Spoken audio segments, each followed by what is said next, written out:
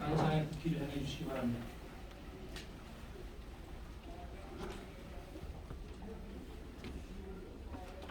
국기에 대하여 경례!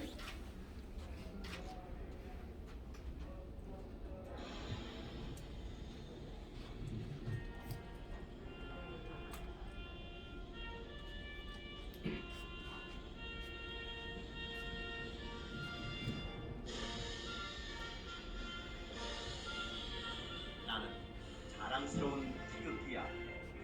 자유롭고 정의로운 대한민국의 무관 영광을 위하여 충성을 다할 것을 굳게 다짐합니다.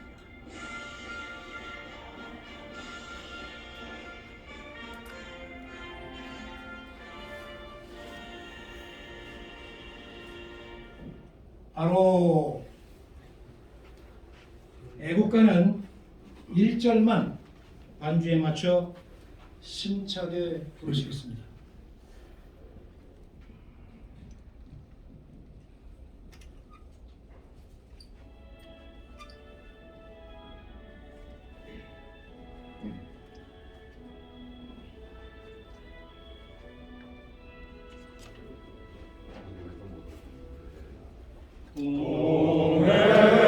동해물과 백두산이 마르고 닳도록 하나님이 보호하사 우리 남한세 무궁화 삼천리 화려강산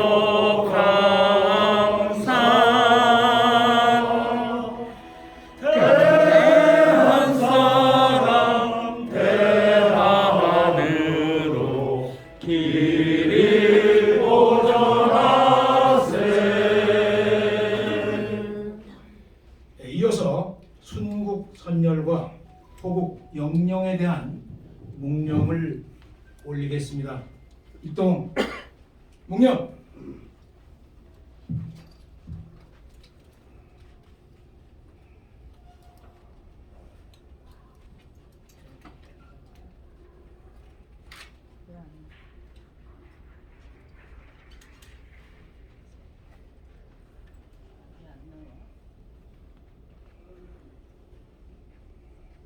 바로 하십니다. 바로 이제 국민의례를 마치고 모두 자리에 앉아주시기 바랍니다.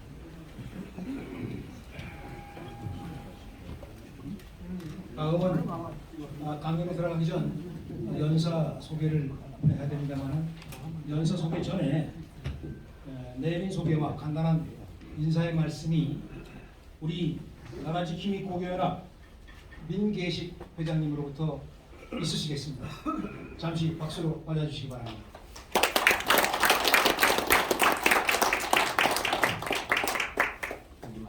예, 저기 있습니다. 이거 많이 드시죠. 여러분 안녕하십니까? 나라지킴이 고교연합 회장 민계식입니다.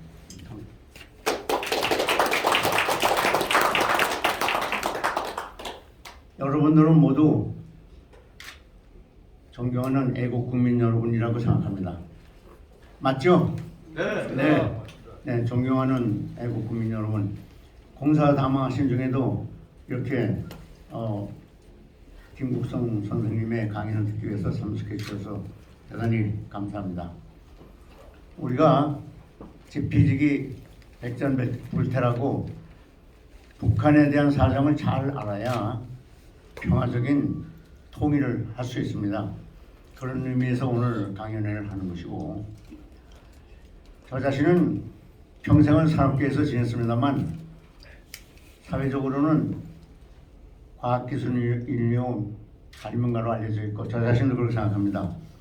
2016년에 국가과학기술 유공자를 대한민국 건국 후에 최초로 선정을 했는데, 거기서 선정이 돼가지고 제 의무가 뭐냐면 정기적으로 한 달에 한두 번씩 전국을 다니면서 과학고등학교, 대학교에서 과학기술 강연을 하는 겁니다.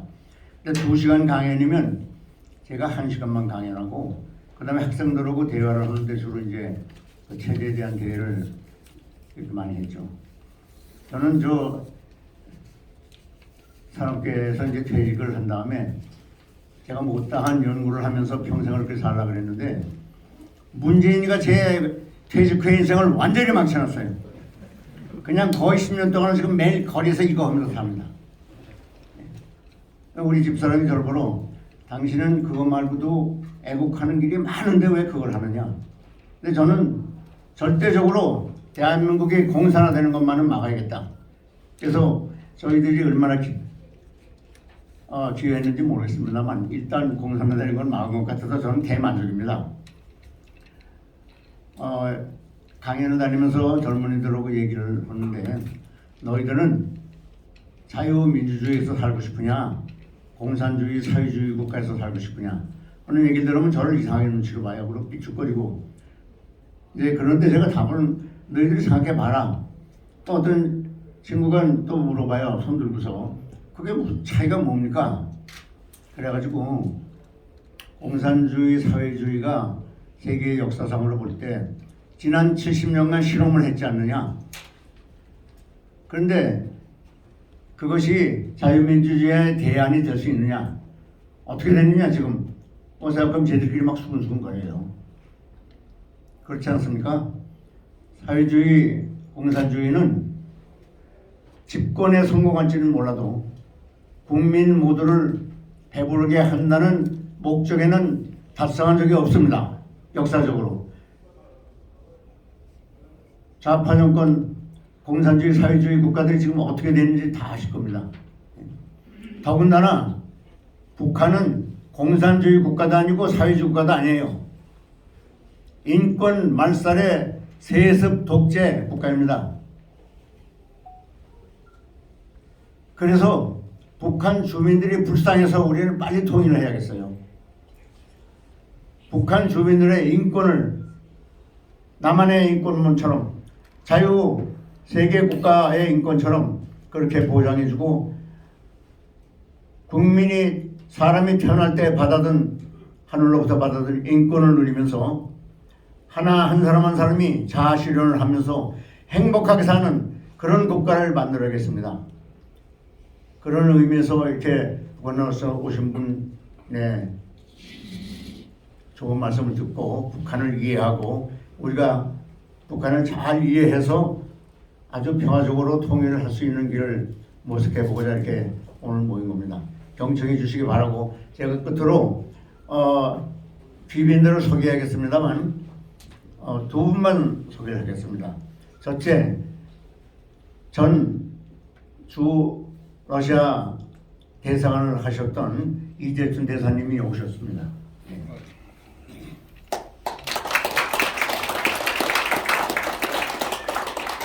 그리고 대한민국 육해공 해병 대령연합회 회장으로 계신 이채훈 대령님 모셨습니다.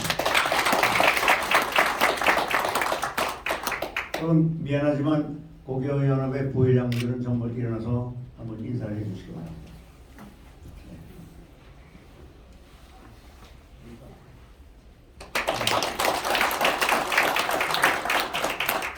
감사합니다. 그럼 지금부터 강연을 시작하겠습니다.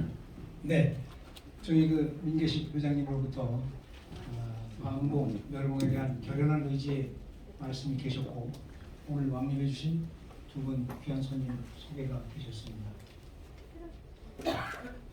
오늘 나라지킴이 고교연합 회원 여러분께 소중한 말씀을 들려주실 분은 북한에서 김정일, 김정은 최측근으로 계셨던 분으로 구체적인 소개를 김국성 선생님 본인께 부탁드리도록 하겠습니다. 박수로 환영해 주시기 바랍니다.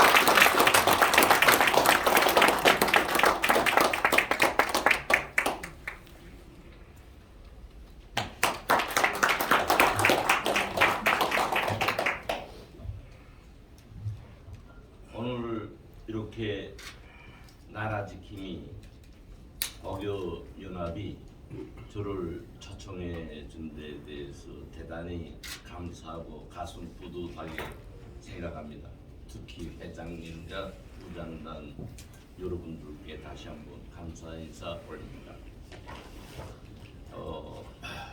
제가 알고 있는 데는 이번에 그 고교 연합의 초청을 받고 인터넷에 한번 접속해 봤습니다. 그러니까 저로서도 이제 숙연해지고 머리 숙여지고 존경을 하는 그런 단체였고, 우리 보수 단체에서는 가장 앞장서서 기치를 들고 나가는 단체라고 저는 느꼈습니다. 특히 박근혜 탄핵을 보면서 조직된 이 고교 연합은 앉아서 하시고 계시면서 편하게 하십시오.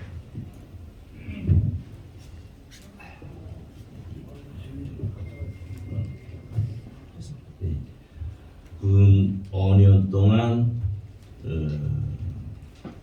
문재인 정부를 반대해서 애타는 투쟁을 벌여왔고, 우리 대한민국의 정통성을 지키기 위해서 여러한 몸에도 불구하고 그 어느 보수단체보다 앞장서 있었습니다.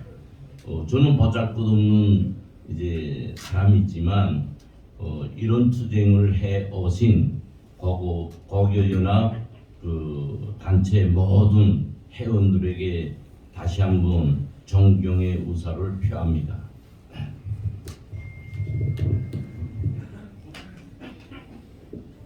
그래서 간단히 제가 오늘 초청 강연에 앞서서 저에 대한 이제 간단한 경력을 말씀 올리겠습니다. 그래서 저는 평양시에서 태어났어요. 평양시에서 태어났고 학교는 평양 금성중학교를 졸업하고 김책공업종합대학 전자공학부를 졸업했습니다. 그 다음 당 양성기관인 인민경제대학을 졸업하고 김정일 정치군사대학을 졸업했습니다. 저희 경력을 집약해서 말씀 올린다면, 저는 조선노동당 중앙위원회, 대연락부 다 아시겠습니다만은 북한의 정보기관입니다. 여기서 6년 근무했고요. 그 다음 또 당중앙위원회 작전부라고 있습니다. 이것 또한 북한 정보기관입니다. 여기서 10년을 근무했습니다. 그 다음에 당중앙위원회 35호실이라고 있는데, 이거는 대외정보조사부입니다. 이것 역시 정보기관입니다. 여기서 5년을 근무했고요. 2009년 정찰총국이라고 탄생하면서, 통폐합으로 탄생하면서 정찰총국에서 근무했습니다. 저는 이 많은 북한의 핵심 정보기관에 근무하면서 제가 한 일은 그 부장들이 전략기획관, 비서관을 했어요. 김영철 정찰총국 가서는 김영철 정찰총국장 전략비서관을 했고요. 이 자리는 뭔가 하면 김정일하고 김정은이를 전략적으로 보좌하는 보좌관의 자리입니다. 전략을 보좌하는 자리입니다. 그래서 저는 정기간 김정일, 김정은과의 직접적인 이제 전략 보좌하는 위치에서 만나기도 했고, 또 구체적인 지시를 받고 이제 임무도 수행했습니다. 저는 2014년 1월에 대한민국으로 망명했습니다. 그것은 장성택 사건과 관련돼서 제가 신변의 위험이 왔기 때문에 급작스럽게 대한민국으로 망명했습니다. 그 망명 동기에는 이제처럼 저희 신변 위험과 장성택 처형을 통해서 제가 김정은에 대해서 새롭게 느낀 환멸감을 가지고 망명했습니다. 저와의 장성택과의 관계는 1984년부터 군 30년을 특별 관계에서 같이 했습니다.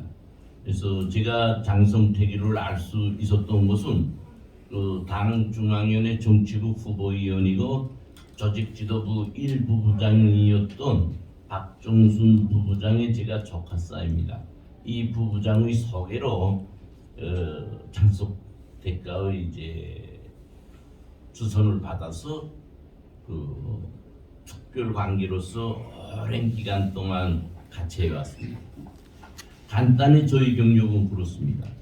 네, 그럼 잠깐 제가 말씀드리겠습니다. 오늘 여러분들 잠깐 들으셨습니다. 물론 양력 소개에 그쳤습니다만은 오늘 정말 귀하신 분을 저희들이 모신 것 같습니다. 오늘 강연을 통해서 북한의 실상과 그리고 반공 결의를 다지는 그런 기회가 됐으면 좋겠습니다. 강연 후에 토론 시간을 충분히 드리려고 생각하고 있습니다. 질문 많이 준비해 주시고요. 경청해 주시기 바랍니다. 그러면 지금부터 대한민국의 소중한 자산이 되시는 김국성 선생님의 강연을 경청하시겠습니다. 시작해도 되겠습니다. 네. 그래서 저는 뭐 보시다시피 뭐 특별한 그 준비함이 없이 왔습니다. 그것이 더 좋을 것 같아서. 그래서 제가 이 질문 받기에 앞서서 간단하게 북한 실태에 대해서 말씀을 드리겠습니다. 우리 여기에 참석하신 많은 분들께서는 북한에 대해서 아마 저보다도 더 많이 알 것이라고 저는 믿고 또理論적으로 잘 준비됐다고 봅니다. 그러나 제가 북에서 이제와 같은 위치에 있으면서 북한에 대해서 알고 있는 것에 대해서 간단히 말씀드리려고 합니다. 그 중에서도 제가 오늘 이제 소대에 말씀 올리려고 한 것은 이제 회장님께서 말씀하신 것처럼 북한은 사람 사는 사회가 아니다. 인권 유린이라고 말할 수 없을 정도의 그 통치 밑에 국민들이 지금 신음하고 있다. 여기에 대해서 간단히 말씀드리려고 합니다. 현재 북한은 외적으로는 수령 중심의 통일 단결된 일심 단결의 국가라고 강하게 속에 선전하고 있고 국민들도 그렇게 자인하고 있습니다. 그러나 이것을 해부학적으로 헤쳐보면 정말 사람이 살 세상이 못됩니다. 우리가 북한 사회를 독재 사회라고 할 때, 인권 유린을 한다고 할 때 흔히 많은 북에서 온 탈북민들은 무슨 관리소, 감옥, 뭐 이름 실내를 많이 둡니다. 그보다도 북한이라는 저 땅이 하나의 병명보다도 더 심해요. 잘 믿어지지 않죠. 북한에는 조선노동당이라는 수령의 사상과 용도를 실현하는 최고 정치기관인 조선노동당이라는 기관이 있습니다. 이 기관의 지도 밑에 무력이든 안전도의든 교육이든 내각이든 상임위원회든 작동하고 있어요. 다시 말해서 북한에 존재하는 모든 기관, 당을 비롯해서 모든 기관은 수령을 위해서 복무하고 있습니다. 이 통치를 어떻게 구현하고 실현하고 있는가? 이것은 조직이라는 이 보이지 않는 이 손으로 모든 사람 개개개개를 잡아가지고 통제하지요. 그러면 이 조직이라는 게 어떻게 북한 땅에 뿌리 내리고 숨쉬고 있는가? 조선노동당이라는 이 거대한 정치 조직은 집권당으로서 그 산하에 수많은 근로단체라는 조직을 가지고 있습니다. 청년조직, 여명조직, 소년단 조직, 농군맹조직, 근로단체 조직, 직맹조직 할 것 없이 모든 조직이 있어요. 당원은 당 조직에, 농민은 농민 조직에, 청년은 청년 조직에, 소년은 소년 조직에 할 것 없이 태어나서부터 늙은이 돼서 사망할 때까지 조직에 매여 있습니다. 이 매여 있다는 것은 뭐냐? 한 주에 한 번씩 조직에 가서 자기 생활을 청하해야 됩니다. 세포라는 조직에 의해서 하면 10명도 될 수 있고 5명도 될 수 있고 15명도 될 수 있어요. 토요일 오전 8시부터 30분간 조직 생활 청화를 합니다. 한 주에 한 번씩. 거기에서는 한 주 동안 자기가 잘못한 것을 비판하고 거기에 성원들은 허상방조 토론이라고 해서 또 비판합니다. 너무 한 주일 동안에 뭘 잘못했고 그 원인은 수령의 사상이 투철치 못하게 당 방침의 관철성이 부족했기 때문에 이렇게 신뢰를 들어서 비판해요. 그러면 그것을 접수하지요. 이렇게 해서 저 2,500만이라는 그 거대한 사람들이 한 사람도 빠짐없이 조직 생활에 망라돼서 숨쉬고 활동합니다. 이것이 지금 북한이 말하는 통일 단결, 일심 단결이라는 그 내막의 실체입니다. 그래서 북한에서는 내가 100을 하고 파도, 열을 하고 파도 당에서 하나 하라 하면 하나 해야 돼요. 아무리 좋은 일도 둘 하면 말 듣습니다. 이렇게 당과 함께 숨쉬고 행동하고 생활하고 살아야 됩니다. 그렇지 않을 때는 이제처럼 법적 제재나 행정적 제재를 받습니다. 그러면 사람이라고 할 때 다 잘 먹고 잘 살고 자식 잘 키우고 일일 포부 없는 사람 없지요. 그러니까 이것이 요구하는 것이 좋든 나쁘든 나는 이 조직, 다시 말해서 수령에게 충실하고 당에 충실할 때 나한테 조금 함이나마 좋은 것이 차려지지요. 그러니까 그걸 요걸로 말하면 북한에서는 충성의 경쟁을 한다고 합니다. 그래서 잘 살기 위해서 충성하는 거지요. 우리 말 듣기는 우리 자유세상에서 산 분들은 저게 무슨 말인가 할 수 있는데 할 수 없습니다. 사람은 그런 것이에요. 누가 창고 앞에 머리를 내대고 살갔다고 싸맞아보깁니까? 머리 떨구고 수긍하고 살려고 하지. 그래서 북한은 이를테면은 조직사회라는 게 그냥 말하는 조직사회가 아니라 보이지 않는 저 조직에 2,500만 명을 거꾸로 쥐고 당의 용도 밑에 이 모든 조직이 활동합니다. 그러면 이 조직이 활동하는 목적이 어디에 있냐? 당에서 가르치는 것이에요. 당에서 가르친다는 건 뭐냐? 수령을 위해서 척애와 같이 목숨을 바치라. 이겁니다. 다른 거 없어요. 충성한다는 것은 목숨을 바치라는 겁니다. 그래서 우리가 북한 TV 보면은 젊은 청년들이 뭐 남포 고속도로를 만든다 해서 그 추운 겨울날에 헛가풀 옷을 입고 가만히 생도를 놓고 뛰고 달리고 하는 것이 그 원천은 이제와 같은 것입니다. 수령에게 충실하라. 충실하는 것도 어떻게 충실하냐? 내 목숨을 척애와 같이 바치는 정신으로 충성하라. 이겁니다. 그래서 저 북한 이제 그 청년들 그런 사람들은 돌격 그걸 자랑으로 여깁니다. 자랑으로 내가 이만큼 수령한테 충실했다. 그래서 그 속에서 뽑아가지고 이제 당에도 입당시키고 이렇게 합니다. 그래서 가장 엄중하게는 저 북한이라는 나라가 저런 체제로 날이 갈수록 고도로 더 심화된다는 데 있죠. 이걸로 말하면 인권 탄압이 그 어느 때보다도 세월의 함수와 함께 더 강화되고 교활하고 악랄하게 진행된다는데 그 원인이 있다는 겁니다. 우리는 이에 대해서 잘 알아야 됩니다. 이제 그 앞에서 회장님 말씀하셨는데 저 김정은이라는 저 사람은 북한을 위해서 한 것이 아무것도 없는 사람이에요.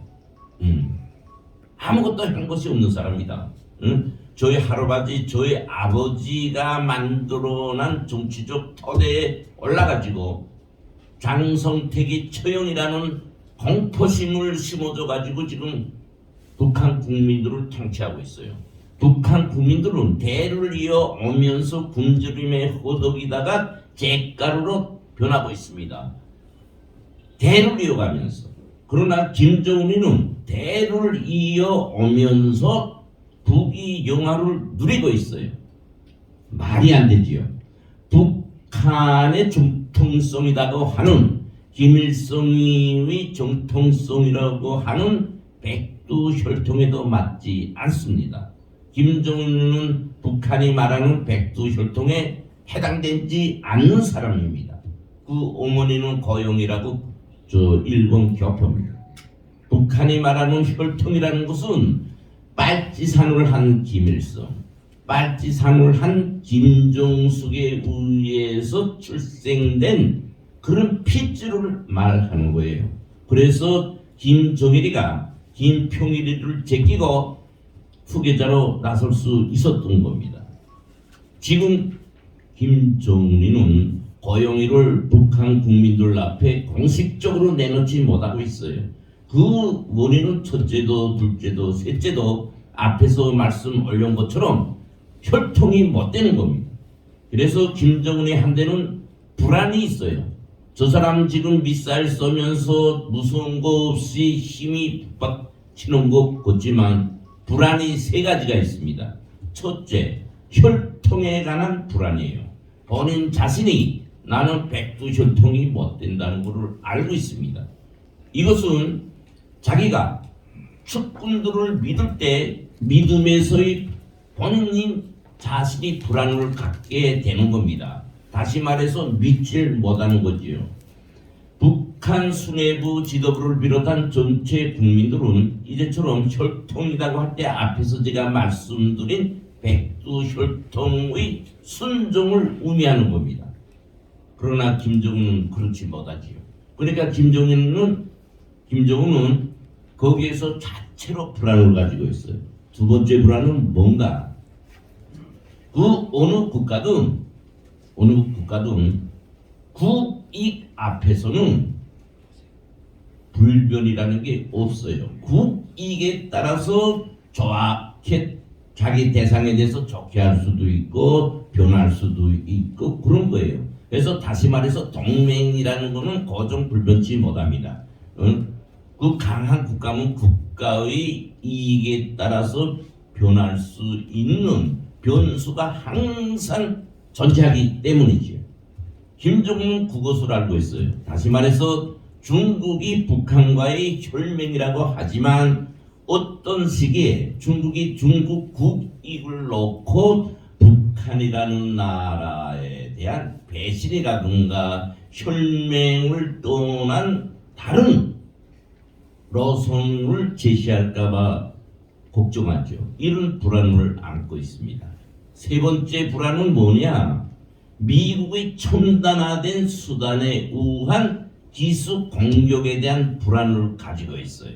이렇게 김정은은 지금도 저 세 가지 불안을 가지고 속으로는 냉가슴 앓으면서 겉으로는 미국도 무섭지 않고 대한민국도 무섭지 않고 저 유럽 나토 국가도 무섭지 않은 것처럼 허세를 부리고 있습니다.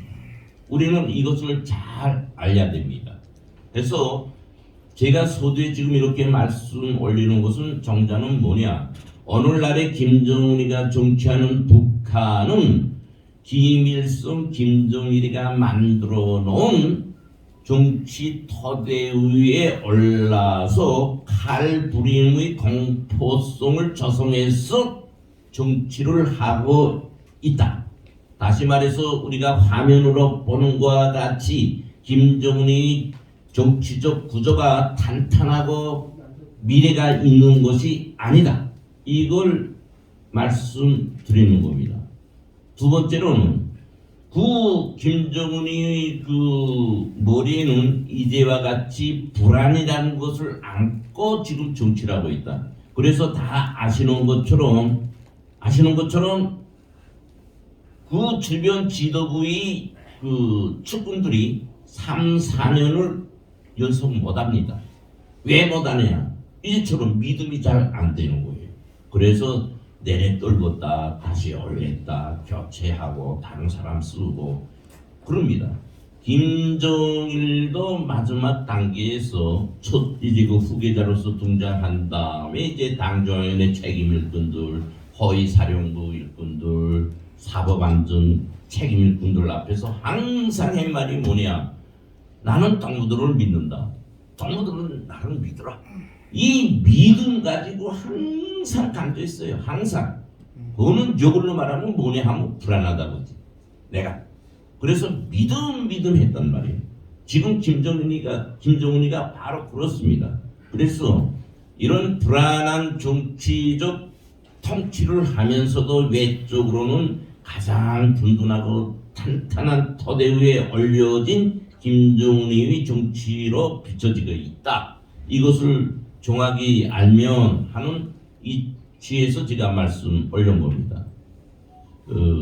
다음은 이제 한 10분 정도 내가 말씀을 낸 것 같은데 많은 분들께서 기탄 없는 질문을 드려주시면 충분하게 제가 뭐 잘 알진 못하지만 그래도 이해에 도움을 줄 수 있는 개선에서 질문에 답변을 드리겠습니다. 이사입니다. 네, 여러분 김국성 선생님의 강연 잘 들으셨습니까? 북한이 뭐 미사일 쏘고 별짓을 다 해도 속으로 불안하다는 말이 좀 반갑게 느껴졌습니다. 지금부터 약 2시간 좀 안 될지 모르겠습니다만 여유 있게 여러분의 질의응답을 받는 시간을 갖겠습니다. 지금 시간부터는 밖에서 들어오신 유튜브 방송하시는 분들은 좀 퇴장하셔야 될 것 같습니다. 왜냐하면 저희들이 이 강연을 할 때 미리 약속을 했습니다. 그런 걸 안 하기로 했습니다. 그러니까 강연까지는 좋은데 질의응답은 비공개로 하는 걸 했기 때문에 좀 협조해 주시면 고맙겠습니다.